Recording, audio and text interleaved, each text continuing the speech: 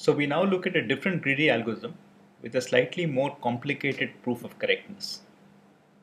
So the problem we are looking at is called minimizing lateness. So like our interval scheduling problem in the last example, we have a single resource and there are n requests to use this resource. So now, unlike the earlier situation where we had a start time and a finish time and the resource had to be scheduled within this time, here we just know that each request I requires time I t of I to complete, and each request I comes with a deadline d of I. Here we are going to schedule every request. So each request j will start at a time start of j called sj, and it will take time tj, so it will end at f of j, the finish time of j, which will be the start time plus the time it takes to process request j. Now if this finish time is bigger than the deadline, then it is late, right? So the amount that it is late is given by the difference between the delay and the finish time. And the goal is to find a schedule which minimizes the maximum lateness. So we want to minimize the maximum value of this Lj over all the jobs j. So since we know we are looking for greedy strategies, let's try and suggest some greedy strategies for this problem. So suppose we want to finish jobs as quickly as possible.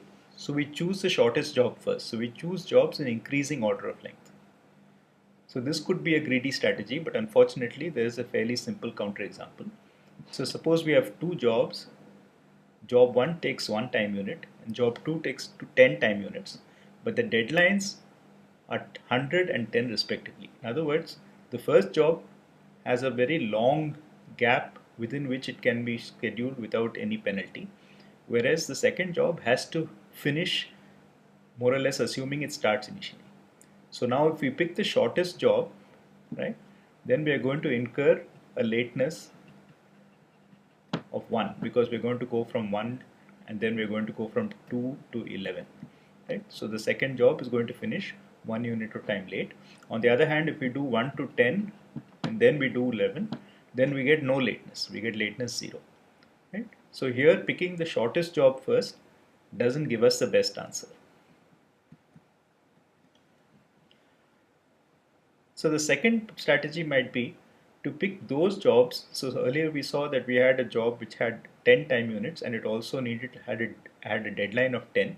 So we need to pick those jobs perhaps whose time is closest to the deadline, right? So we look at the slack, how much time we can afford to delay starting a job, dj minus tj, and pick those which have the smallest slack. So here we have a very similar example to the first one, except that the deadline of the first job is now 2. So here we have slack 0 for the second job and slack 1 the first job, right? So the second one has a deadline equal to its time. The first one has a deadline which is 1 more than its time.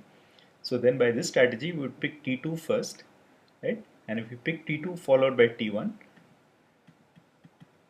then what happens is that this lateness is going to be 11 minus 2 because we first do T2, so we start T1 job 1 only at time 11, so it finishes at time 11, but it should have finished by 2, so the lateness is 9.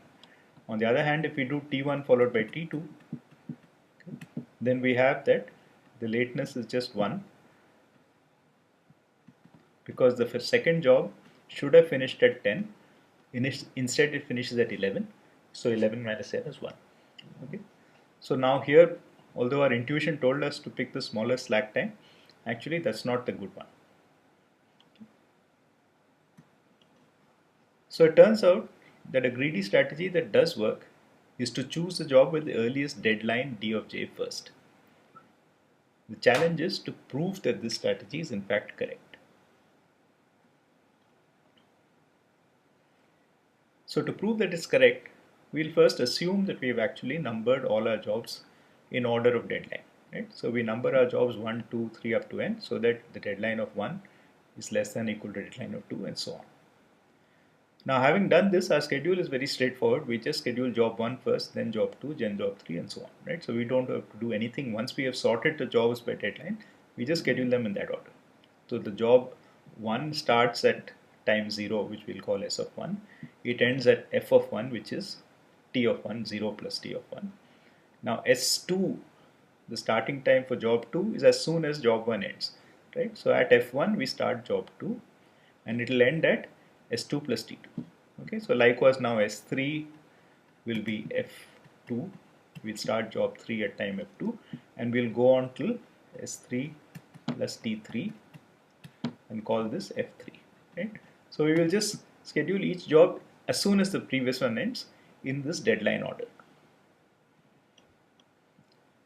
So since we are scheduling jobs one after the other without waiting, it is very clear that the schedule has no gaps, right? It has no idle time.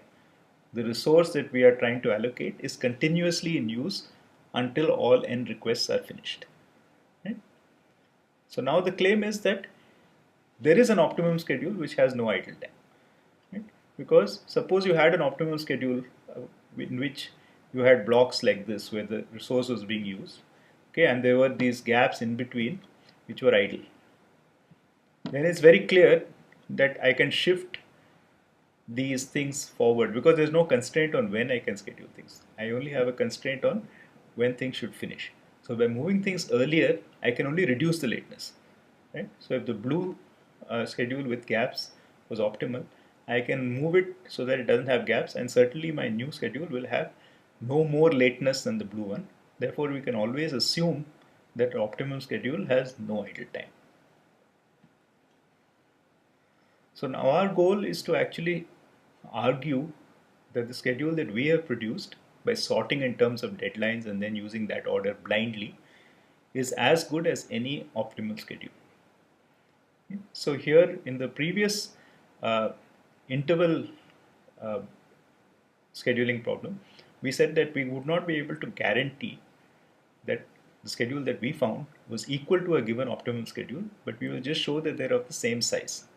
Now here what we will do is slightly different. We will take an optimum schedule which is produced by some other strategy and we will step by step transform it into one that is the same as the one that we have produced. Okay? So this is what is called an exchange argument. Right? We start with some schedule and then we keep moving things around in that schedule, preserving optimality until eventually we transform the given schedule O into our schedule A, which we would get from our greedy strategy.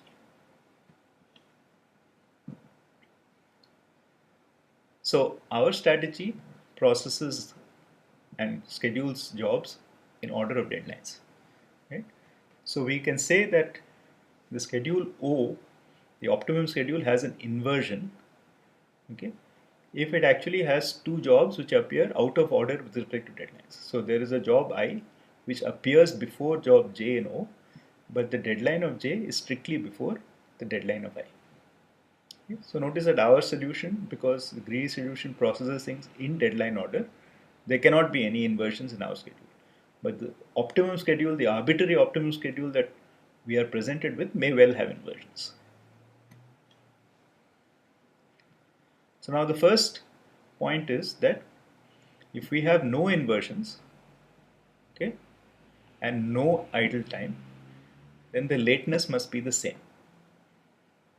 So now first of all, if we have no inversions and no idle time, then the only flexibility we have is to reorder, because we are not allowed to put things with later deadlines ahead of things with earlier deadlines. The only flexibility we have is to reorder things with the same deadline.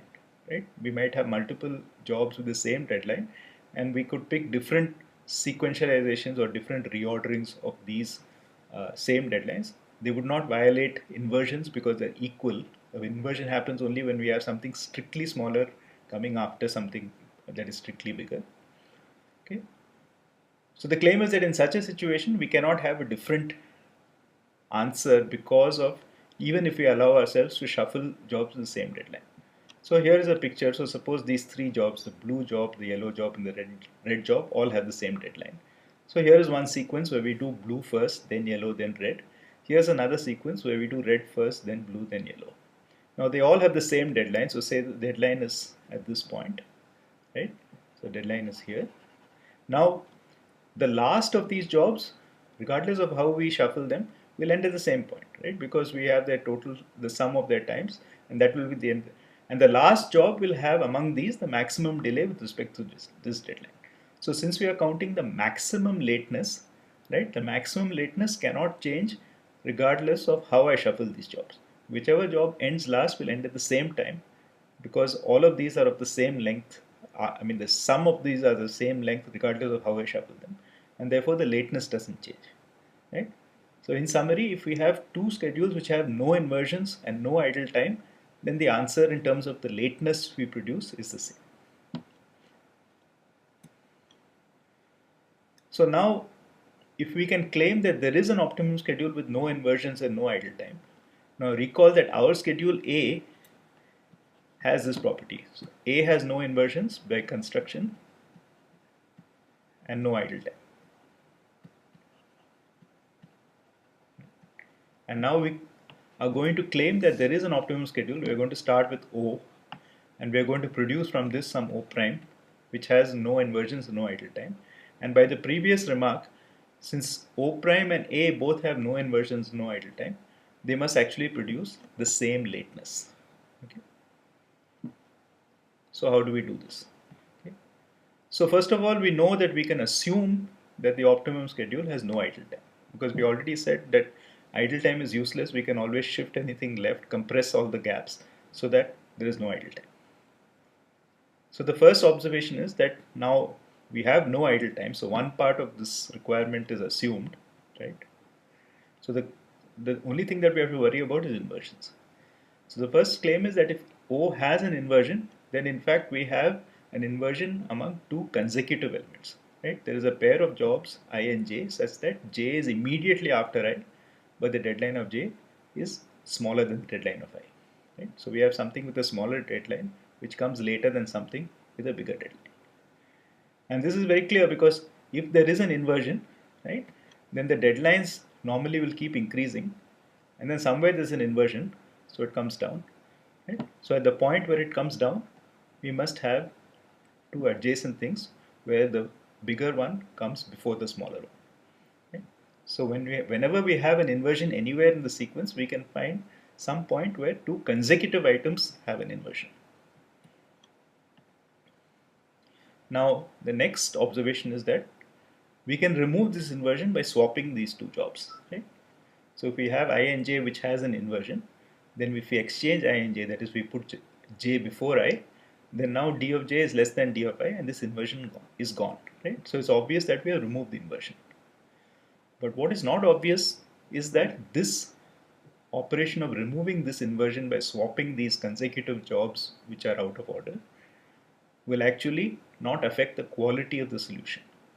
So what we need to ask is whether after swapping I and J, we get a solution whose maximum lateness is no larger than that of O. Right? So we have an optimum solution, we have an inversion, an adjacent consecutive inversion. We want to undo this inversion by swapping those two consecutive elements, but we don't want to change the optimality.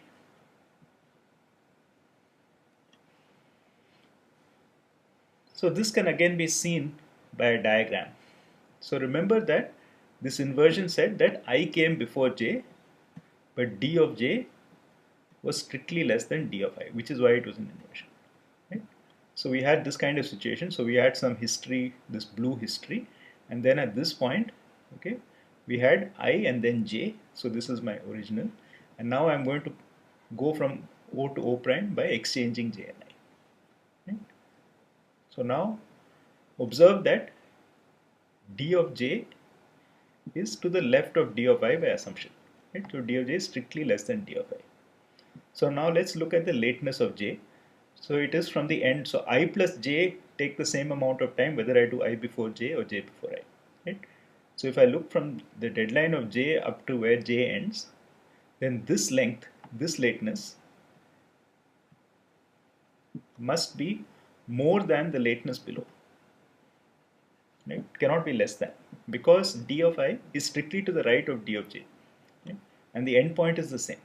So if I look at the end point and I subtract the deadline point, the deadline point for I is closer to the end than the deadline point for J, because Dj is before DA. So therefore, by exchanging I and J, not only have I removed one inversion, I have also guaranteed that because of this, so notice that no other job, every other job up to this point ends at the same time, and every job which is after this point also ends at the same point. So no other job has its lateness affected by the swap. The only two jobs whose lateness changes are I and J.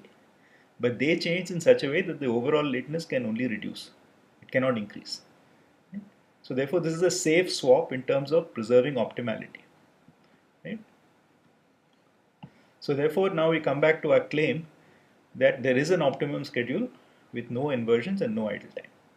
Right? We know that we have an optimum schedule with no idle time because that's a general principle.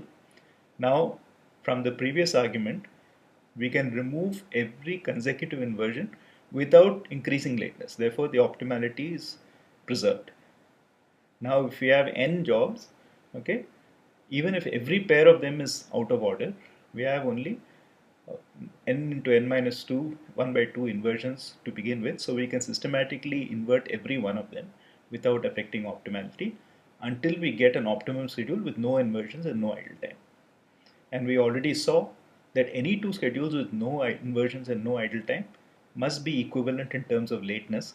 Therefore, our schedule A, which has this property that it has no inversions and no idle time, has the same lateness as this transformed version of O. And since the transformed version of O has the same lateness as O itself, and O was optimal, our algorithm A also, our solution A is also optimal.